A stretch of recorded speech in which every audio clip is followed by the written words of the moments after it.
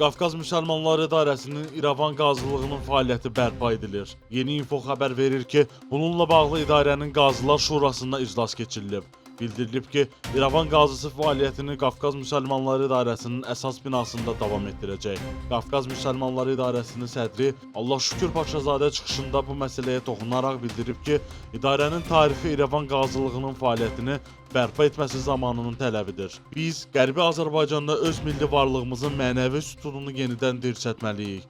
Tarixi ədalət bizdən bunu tələb edir. Bölgənin tarixi dini mərkəzi olan Qafqaz Müsəlmanları İdarəsi əsrlərə söykənən ənənəvi mənəvi irsin varisi olaraq tarixi köklərinə istinadən dini mənəvi mərkəz missiyasını həyata keçirir, statusunu qoruyub saxlayır.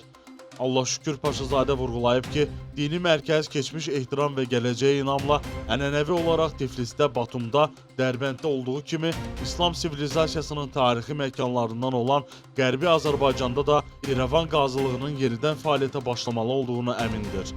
Azərbaycan Prezidenti İlham Əliyevin vurğuladığı kimi, İrəvan bizim tarixi torpağımızdır və biz Azərbaycanlılar bu tarixi torpaqlara qayıtmalıyıq. Bu bizim siyasi və strateji hədəfimizdir və biz tədricən bu hədəfə yaxınlaşmalıyıq.